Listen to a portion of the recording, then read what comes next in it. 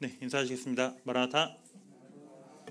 네, 12월 마지막 주, 올해 마지막 주일입니다. 어떻게 2022년이 끝나가시는데 시원하세요? 아니면 아쉬우세요? 추워요? 춥다고 하시네요. 오늘 또 유난히 춥더라고. 오늘 아침에 나오는데 유난히 추웠는데 참 2022년 마지막 이 주일을 맞이하면서 저도 이제 올해 한 해는 어떻게 보냈을까 생각을 하게 되는데 여기 어른들이 너무 많아서 그렇지만은 확실히 진짜 나이를 먹어가니까 진짜 빨리 가는 것 같아요.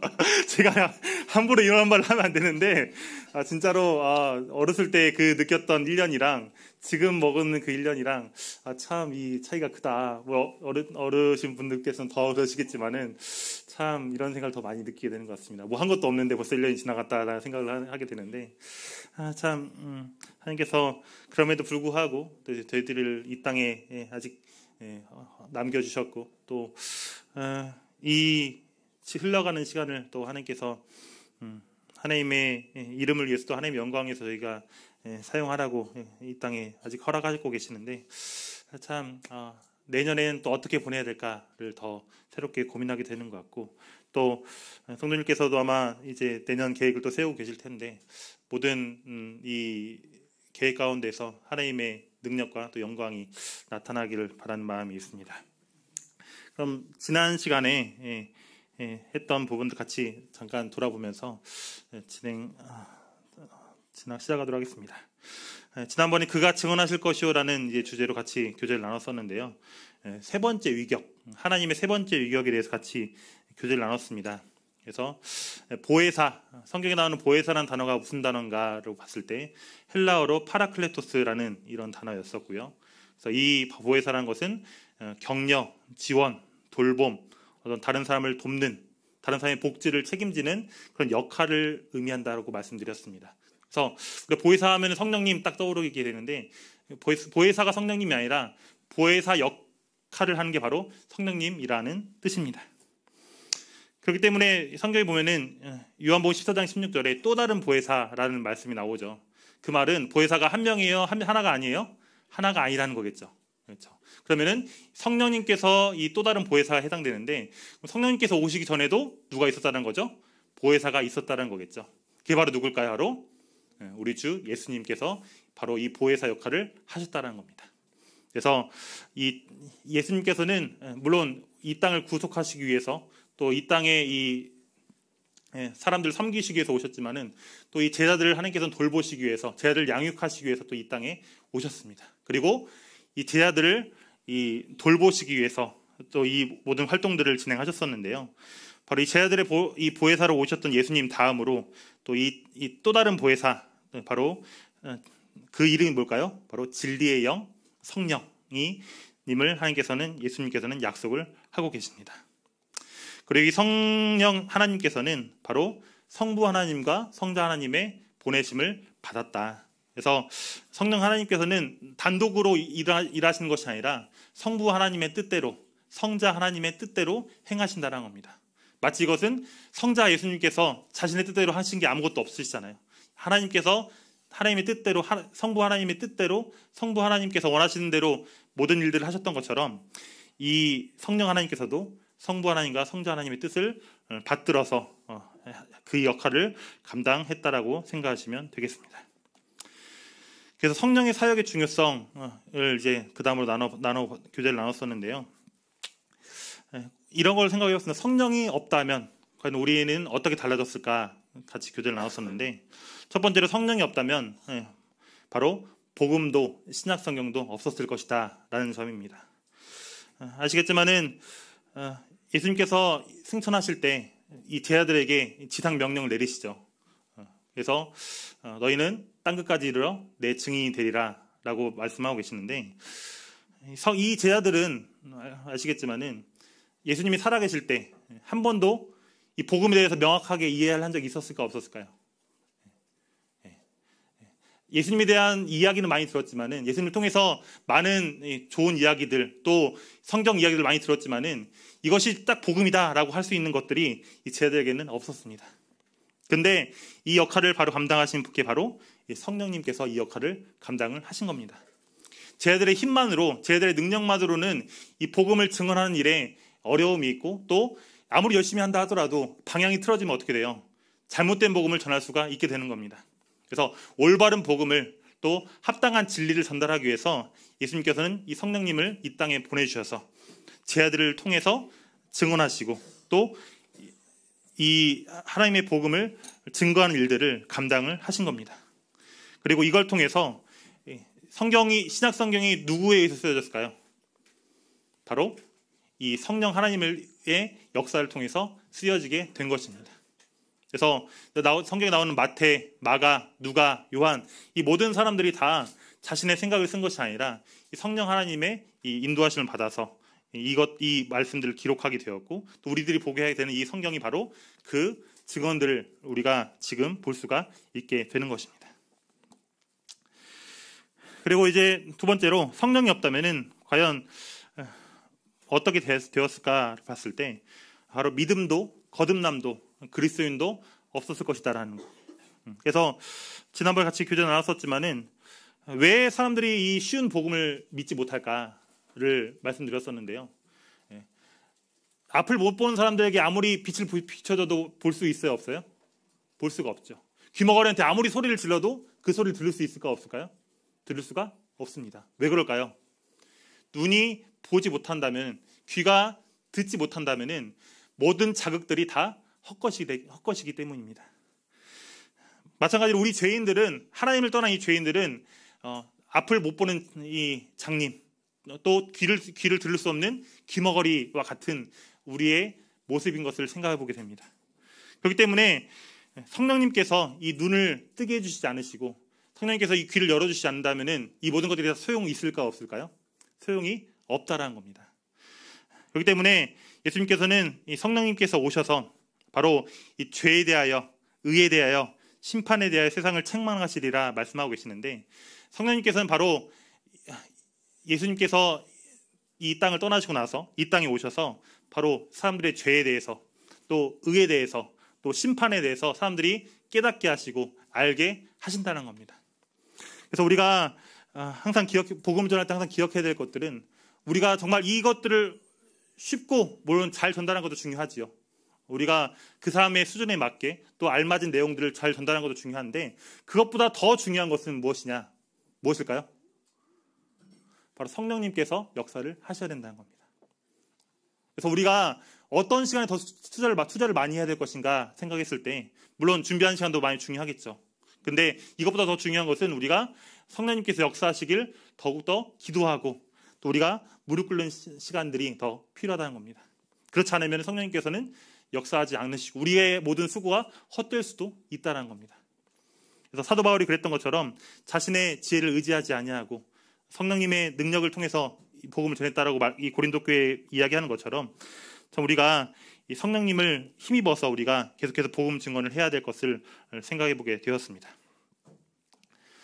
그렇기 때문에 이제 이런 것들을 바탕으로 봤을 때 우리는 정말 우리의 믿음 가운데 하나님의 말씀에 합당한 권위를 인정해야 될 것입니다. 그리고 그 하나님의 말씀에 대해서 단순히 사람의 말, 부모님의 말, 이렇게 우리가 선생님의 말, 단순히 이런 수준으로 끝나는 것이 아니라 정말 두려운 마음을 우리가 가지고 또 순종할 마음을 우리가 가져야 될 것입니다. 그리고 우리의 삶 가운데서는 우리가 남들이 이 성경에 대해서 뭐라고 말하든 정말 우리는 이 참되고 진실하신 하나님의 말씀에 따라서 살아야 될 것입니다. 그리고 우리의 이 증거, 우리가 이 복음을 증거할 때는 바로 이 성령님만이 우리의 증거를 참되게 인정하실 수 있다. 우리의 논리나 우리의 어떤 언변이 아니라 정말 성령님을 통해서만 이것들이 가능하다는 것을 우리가 기억을 해야 될 것이고, 또 바울이 그랬던 것처럼 어떤 인간의 영리함을 의지하는 것이 아니라 정말 진정으로 성령을 믿고 성령을 의지하는 마음으로 우리가 계속해서 하나님의 복음을, 말씀을 증거해야 될 것입니다. 그래서 우리가 하나님께서 우리에게 성령님을 보내주신 이유가 있겠죠. 그래서 정말 우리가 우리를 돌보시기 위해서, 우리를 인도하시기 위해서 이 성령님을 보내주셨는데 우리는 이 성령님을 더욱더 간절히 의지하고 우리가 많은 일을 하는 게 중요한 게 아니라 더 하나님을 더 의지하시고 또 이 신앙생활을 해야 될 것들을 이 말씀을 통해서 생각을 해보게 되었습니다. 오늘 주제 말씀 들어가기 전에 뭐처럼 보이시나요? 네, 반지죠. 네, 이제 곧 경찰 형제도 이제 곧 결혼하게 될 텐데 결혼하게 되면은 뭘 맞추죠? 네, 반지를 맞추죠. 왜 반지를 왜 맞출까요? 네? 약속의 의미로 이 반지를 맞춘다고 합니다. 그럼 반지는 뭘로 맞출까요? 다이아요? 여기 다이아로 맞추신 분 계세요?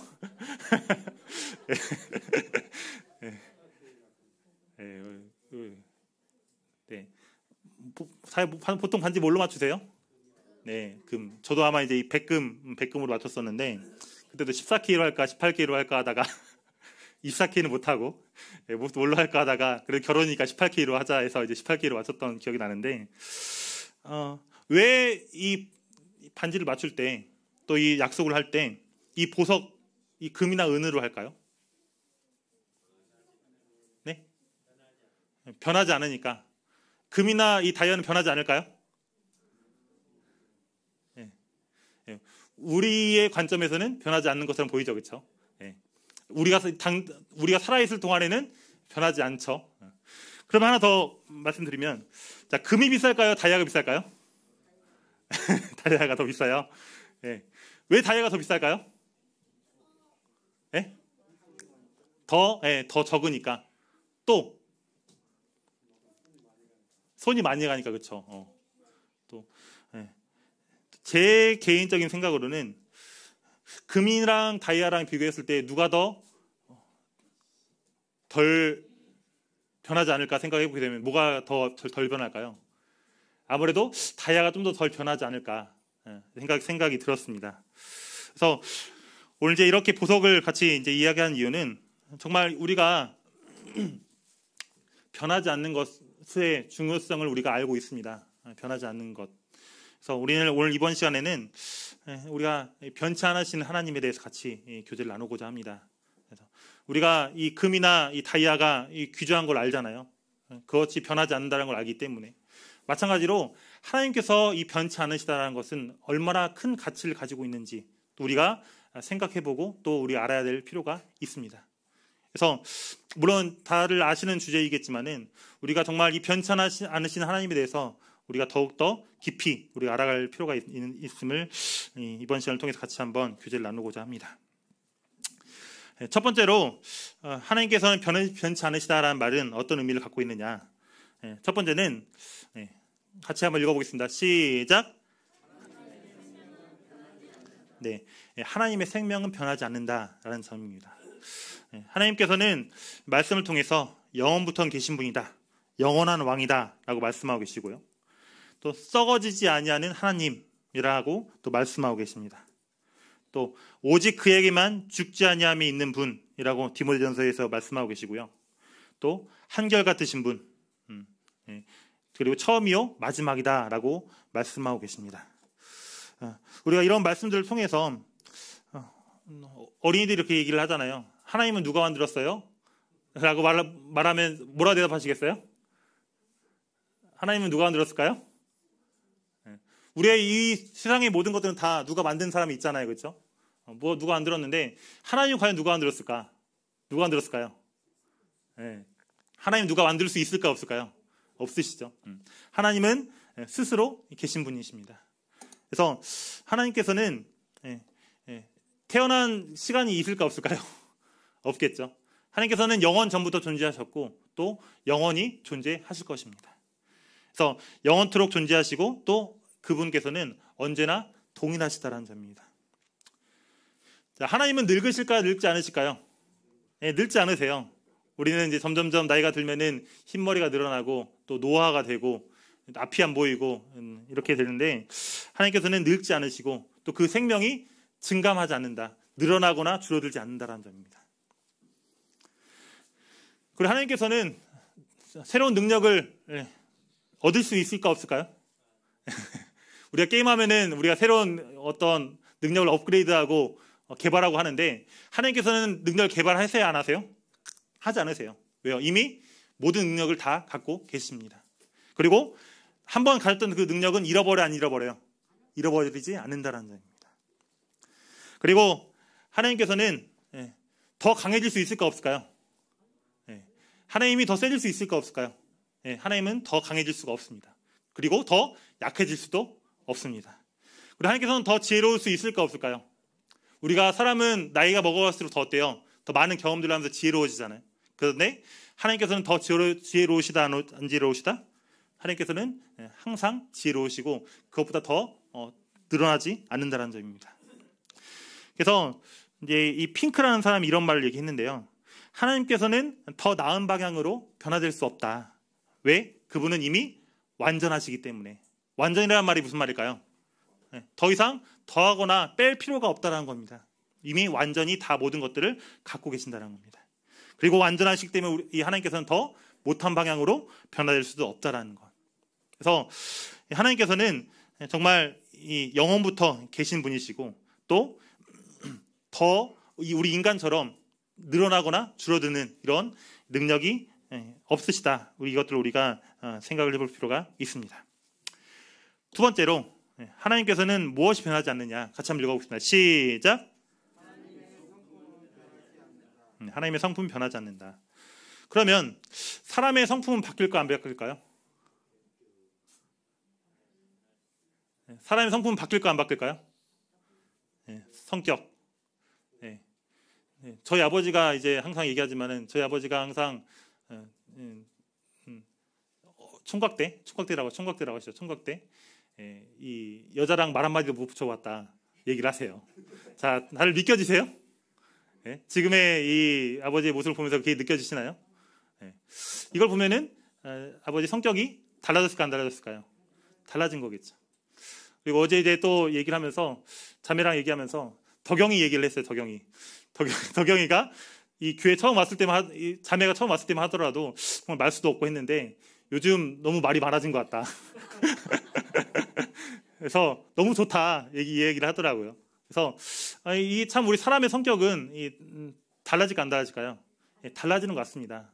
그래서 그것들은 어떤 환경이라든지 또 어떤 특별한 상황들 이런 것들을 통해서 사람의 성격이 달라진다라는 생각을 하게 됩니다. 또는 어떤 급격한 사고를 당한다든지 또 갑자기 건강이 안 좋아진다든지 이런 충격적인 일들을 통해서 달라질 수 있다는 것들을 생각해 보게 됩니다.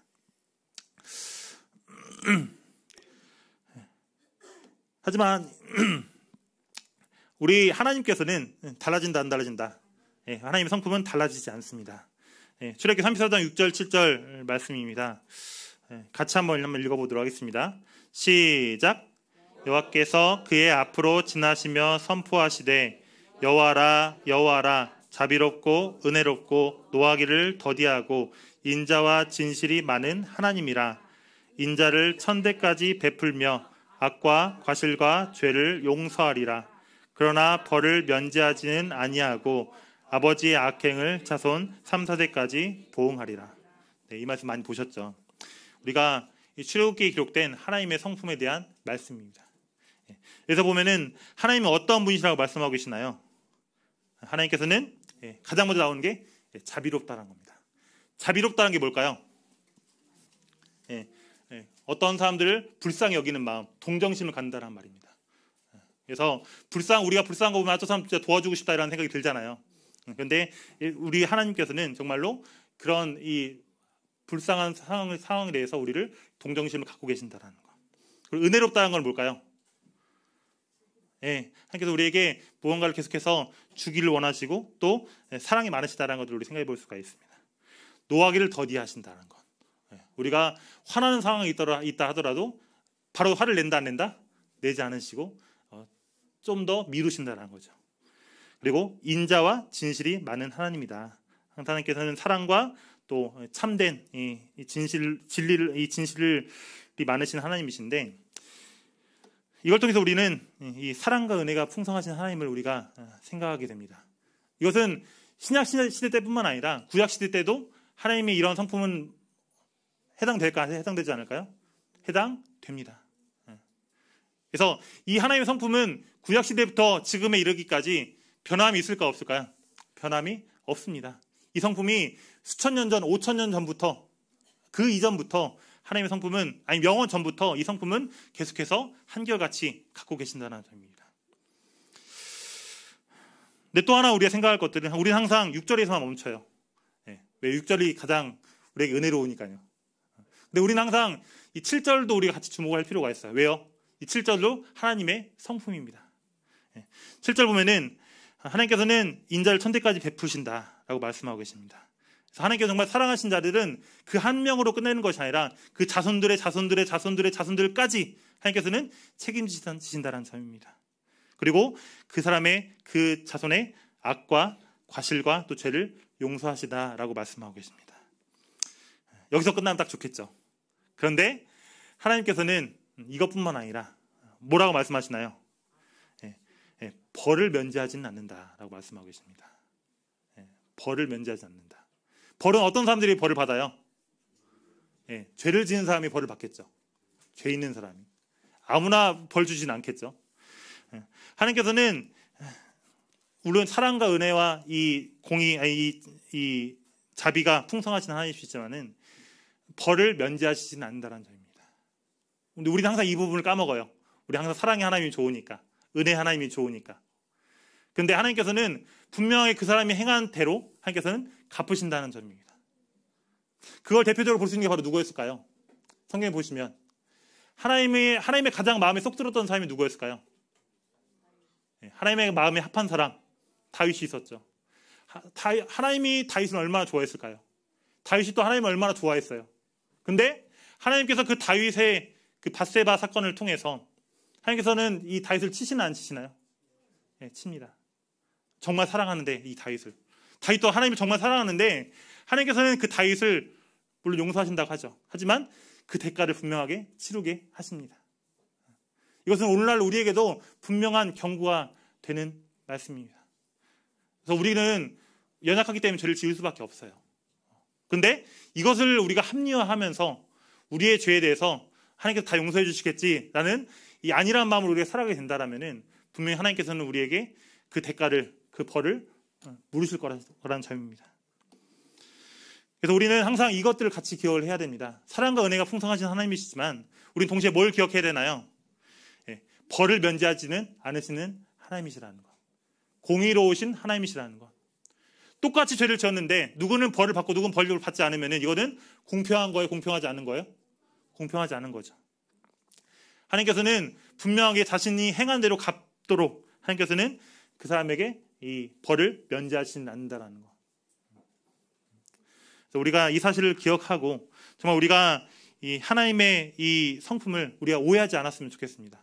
그래서 이 오해하는 일을 통해서 우리가 정말 많은 실수들, 많은 죄를 저지르게 되는데 우리가 정말 이 사랑의 하나님뿐만 아니라 우리에게 분명히 그 대가를 치르게 하시는 하나님이라는 사실들 우리가 잊지 않도록 하시길 바라는 마음이 있습니다.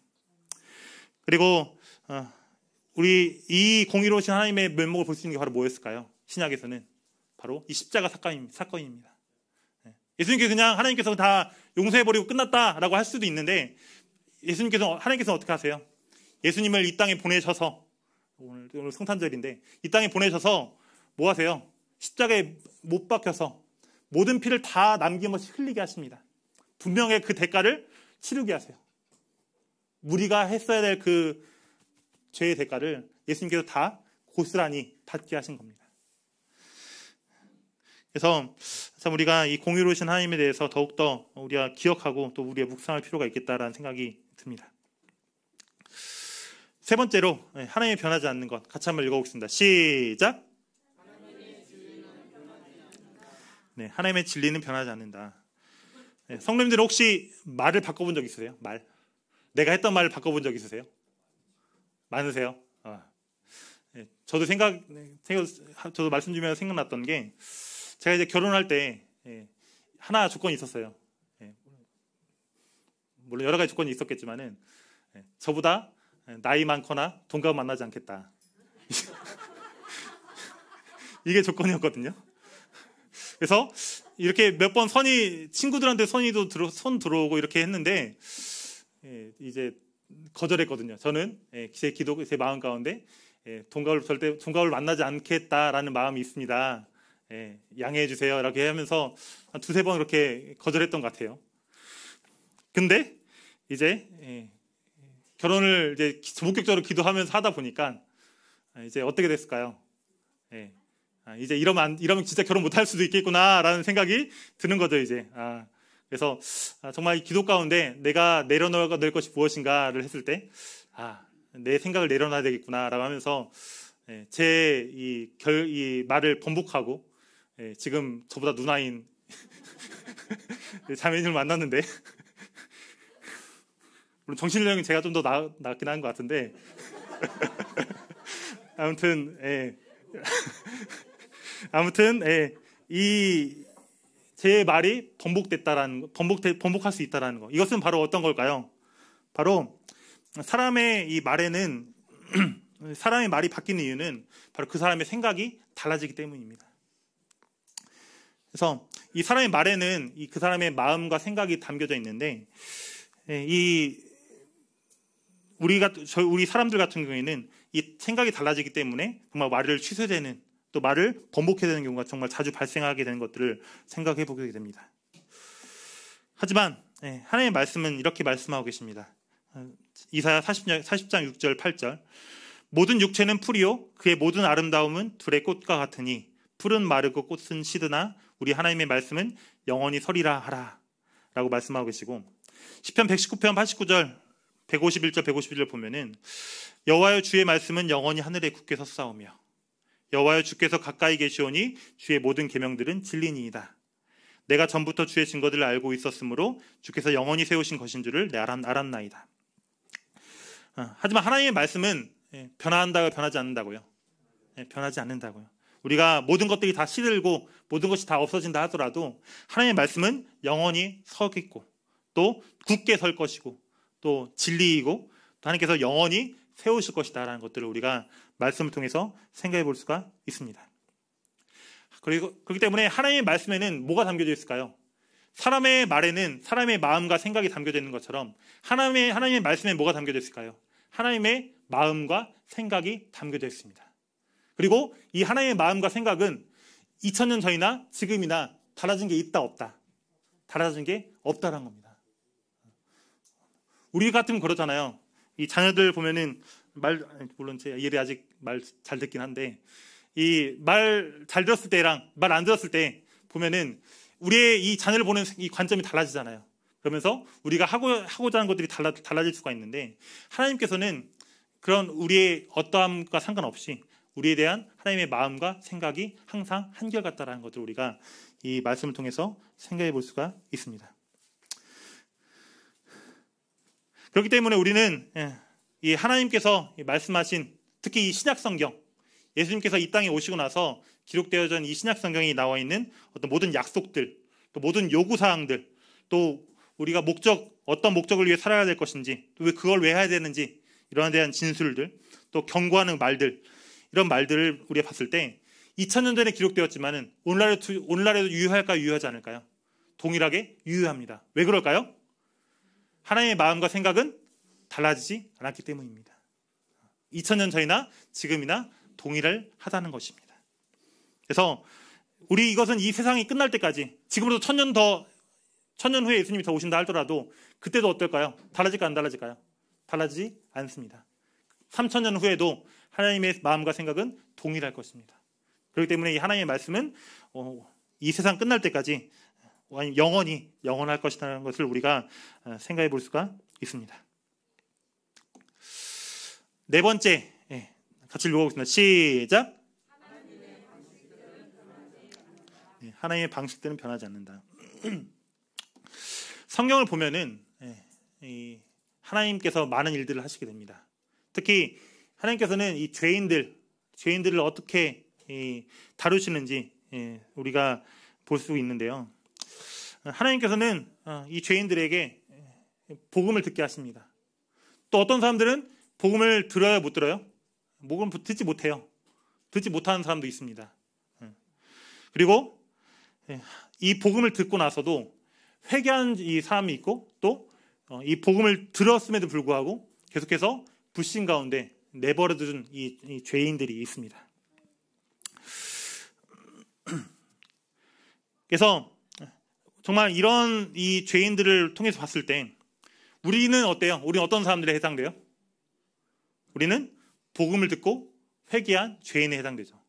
근데 우리는 이걸 하기 위해서 우리는 엄청난 노력을 했을까요? 그렇지 않았죠. 하나님께서는 우리 여기에 계신 누구에게도 자비와 은혜를 베푸실 의무가 있을까 없을까요? 없어요.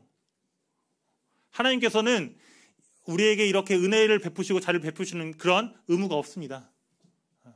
그럼에도 불구하고 하나님께서는 우리에게 이 생명을 허락하셨는데 이 생명을 허락하게 된 것은 내가 노력해서 된 것이 아니라 바로 누구의 은혜다라는 거예요. 바로 하나님의 은혜라는 것을 우리가 깨달을 수 있도록. 그리고 이것은 바로 하나님의 자유이고 왜 우리들이 구원받았냐? 세상에 많은 사람들이 있는데 하나님께서 그렇게 선택하신 것이기 때문에 가능한 것입니다. 그래서 이것은 바로 하나님의 이 선택이고 하나님의 주권이라는 사실들을 우리가 하나님의 이 방식들을 생각해 볼 수 있는데요. 그렇다면은 믿는 사람들한테는 하나님께서는 어떻게 역사하실까 생각을 해보게 되면은 하나님께서는 어때요? 사랑하신 사람들에게 뭘 주실까요? 뭘 주실까요? 복을 주십니다. 복. 우리의 복을 주시는데 이 복만 주시는 것이 아니라 무엇을 또 주시냐면은 우리를 겸손하게 하십니다. 겸손하게 하셔서 그 사람의 모든 영광이 바로 하나님의 것이 되도록 하십니다. 좀 구체적으로 보면은 하나님께서는 이 바로 자기 백성들의 죄를 미워하십니다. 우리가 구약 성경을 보면은 하나님께서 택하신 그 이스라엘 백성들의 죄를 하나님께서는 계속해서 미워하신다라고 말씀하고 계신 것들을 볼 수 있습니다. 그리고 그 자기 백성들의 마음에서 우리가 세상과 타협하려고 하는 또 불순종하려는 그 마음을 버리도록 하기 위해서 우리에게 내적인 외적인 고통과 슬픔들을 허락하십니다. 그래서 왜 믿는 사람들이 힘들게 사나요? 왜 믿는 사람들이 고난을 받나요? 뭐 하시기 위해서 그렇다라는 거예요. 우리가 이 죄에 대해서 죄를 멀리 떠나게 하기 위해서 우리가 타협하고 불순종하는 마음을 버리게 하기 위해서 우리에게 이 죄와 슬픔, 이 고통과 슬픔을 하나님께서는 사용하신다는 점입니다. 또 하나님께서는 뭘 원하시냐? 바로 이 자기 백성들과 교제를 나누기를 원하세요. 단순히 그냥 이 주인과 종 이 관계뿐만 아니라 친밀한 교제, 자녀와 아버지 사이의 이 친밀한 교제를 나누기를 원하시는데 특히나 우리들은 정말 다른 것들에 곁눈질하고 다른 것들을 사랑할 때가 많은데 그 다른 것들을 사랑하지 않고 하나님을 정말 사랑할 수 있도록 우리에게 또 슬픔과 기쁨을 보내십니다. 이건 성경 전반적으로 성경을 쭉 읽어보시다면 이런 레퍼토리로 이어간다는 사실들을 우리가 확인해 볼 수가 있습니다. 그래서 하나님께서는 하나님의 택하신 백성들, 하나님의 자녀들에게 이 고통과 슬픔과 기쁨을 허락하시는 것이 바로 이러한 목적, 이런 방식들을 통해서 이루어 가신다는 점입니다. 그리고 끝으로 하나님을 믿는 자들이 또 하나님께서 우리에게 뭘 주실까요? 약속을 하시죠. 약속. 그리고 소망을 허락하십니다. 우리 하나님께서 우리에게 선물을 주신다고 말씀하시죠. 그래서 이 선물을 우리는 뭐 해야 돼요? 기다려야 됩니다. 뭐 할 때까지? 하나님께서 주실 때까지. 근데 하나님께서 언제 주실지 우리가 알아할까요? 모를까요? 몰라요. 우리는 몰라요. 근데 하나님께서는 우리의 가장 좋은 때에 그것들을 선물로 허락하십니다. 그렇기 때문에 우리는 뭐 해야 돼요? 이걸 얻기 위해서 우리는 기다려야 되죠. 그리고 기도해야 됩니다. 우리가 정말 하나님께서는 하나님의 선물을 우리가 참고 기다리기 위해서 우리는 계속해서 끈질기게 기도하지 않을 수 없는 이런 상황을 하나님께서 만드시는데 이걸 통해서 우리는 또 뭘 깨닫게 되냐면은 그 선물의 가치, 또 그 선물 주신 하나님의 어떠한 분인지를 깨닫게 됩니다. 대표적인 사례가 바로 누굴까요? 구약에 나오는 아브라함이 그렇습니다. 아브라함이 이삭을 얻기까지 약속은 이미 받았는데 그 약속 몇 년 만에 이루셨어요?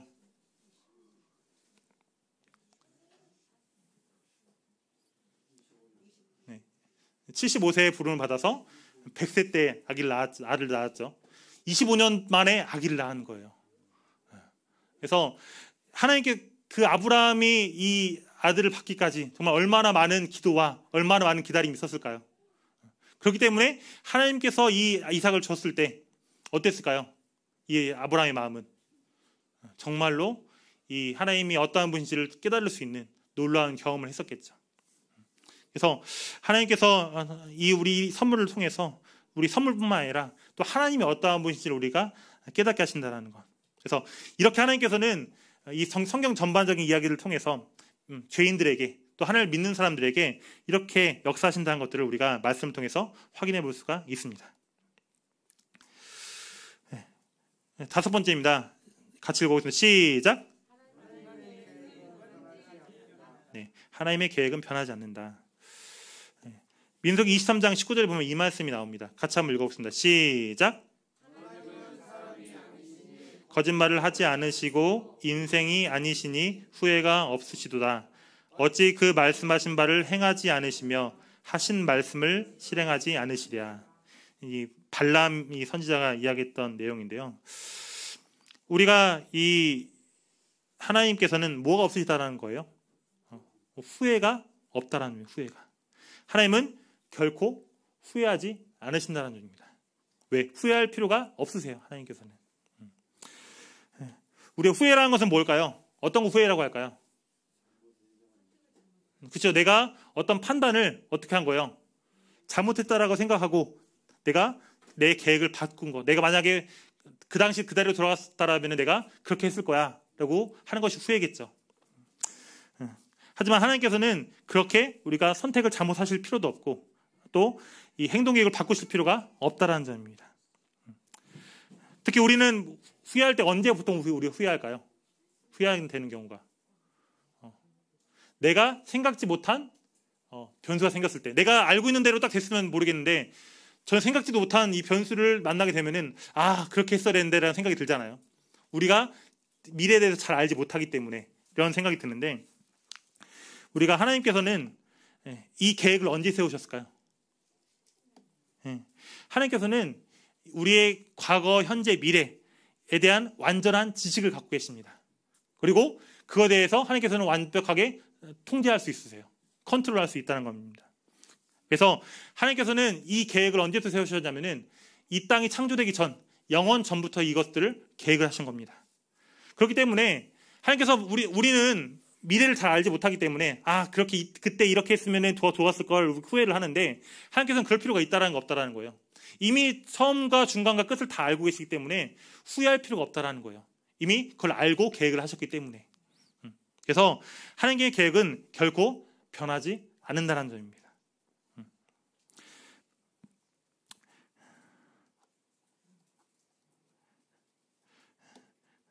그래서 우리가 이제 마무리를 하려고 하는데요. 우리가 이 하나님의 이 변치 않으시는 하나님에 대해서 묵상하게 되었는데 우리가 정말 이 동일한 하나님을 믿는 것에 유익을 또 생각을 해보게 됩니다. 아까 5가지 정도를 같이 살펴봤었는데요.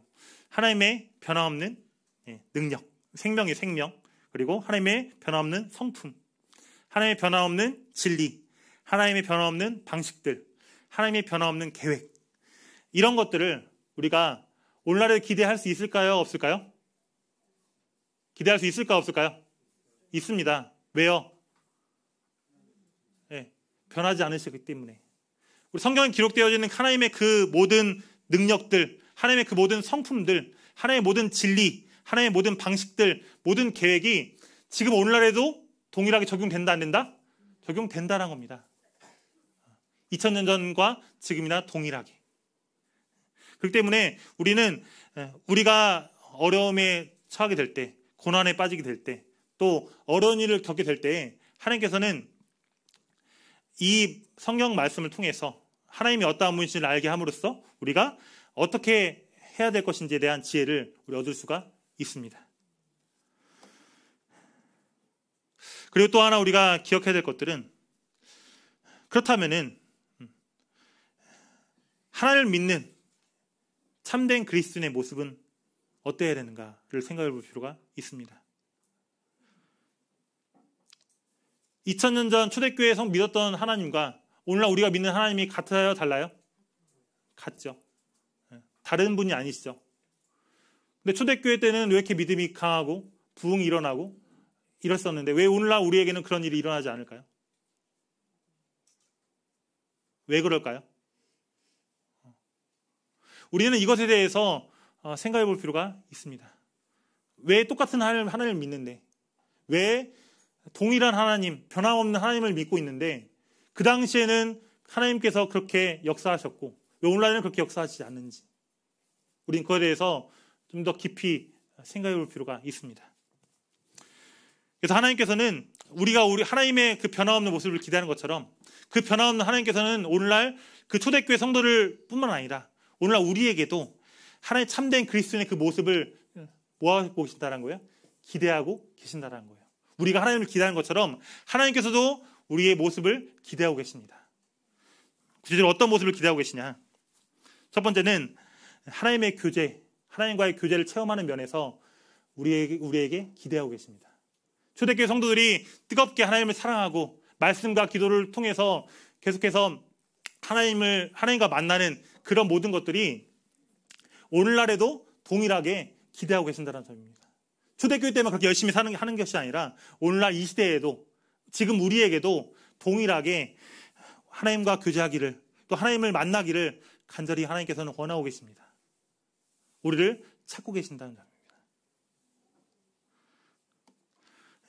두 번째로 하나님께서는 그리스도인다운 이 행동의 수준면을 우리에게 기대하고 계십니다.